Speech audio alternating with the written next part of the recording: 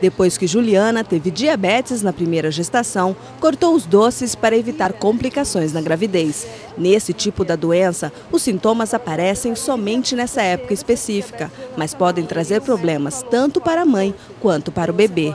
Por isso, agora grávida de 2 meses, come de vez em quando, mas confessa que é difícil evitar os chocolates. Tá tudo cortado.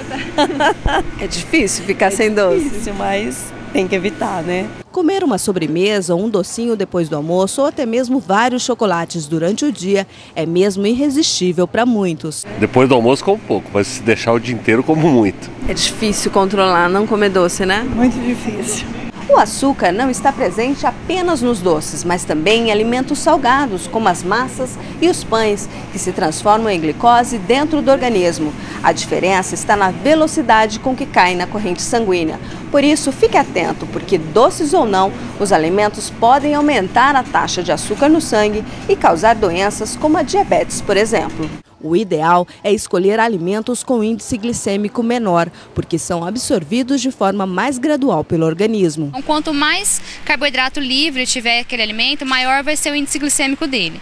Para você controlar o índice glicêmico de um alimento, você deve escolher algum alimento ou colocar junto alguma fonte de proteína, carboidrato e fibras, que vão balancear a quantidade de carboidrato simples disponível naquele alimento. Por isso que a gente indica bastante os alimentos integrais, que são os alimentos que têm o índice glicêmico mais controlado, eles têm mais fibras, o carboidrato dele não é simples, demora um pouco mais para ser digerido, absorvido, e isso faz com que a nossa produção de insulina seja mais controlada. Equilibrar as refeições com porções de proteínas e carboidratos também ajuda para que o açúcar desses alimentos seja absorvido mais devagar. Se você quiser comer um pão francês, que é açúcar simples, carboidrato simples, você pode colocar uma colher de requeijão ou um queijo com um peito de peru, que são fontes tanto de gordura quanto de proteína. Isso daí vai ajudar a diminuir o índice glicêmico desse lanche. Você pode colocar também alface, que é fibra, que também ajuda a controlar o índice glicêmico. Geralmente com arroz a gente come a carne, que é fonte de proteína,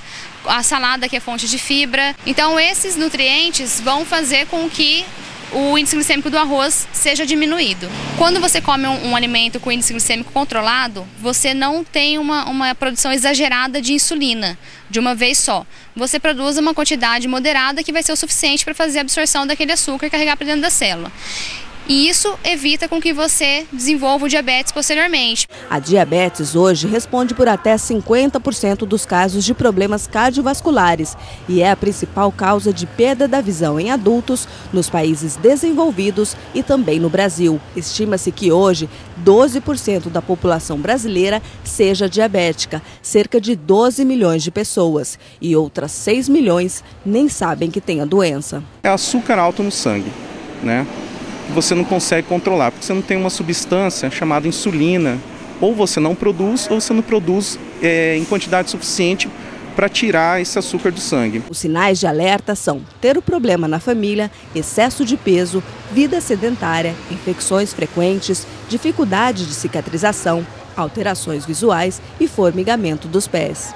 A diabetes do tipo 1, em geral, surge na infância ou na adolescência e não se sabe o que causa a doença. Já a diabetes do tipo 2 é a doença mais comum, atinge geralmente adultos e aparece com mais frequência em pessoas obesas e sedentárias. Por isso, faça o teste de glicemia para verificar os níveis de glicose no sangue, fique atento à alimentação e procure fazer exercícios físicos. O diabético tem que ter uma vida saudável. E para quem não quer ter diabetes, também tem que ter uma vida saudável. O que é uma vida saudável? Exercícios regulares, né? O ideal que serem feitos 5 vezes na semana, uma caminhada de 30 minutos está excelente. Evitar frituras e gorduras em excesso, açúcar em excesso, refrigerante todo dia, né? Evitar massa em excesso, que é o carboidrato, então mandioca em excesso, arroz em excesso, macarrão em excesso. Isso tudo pode determinar que a pessoa vá se tornar um diabético.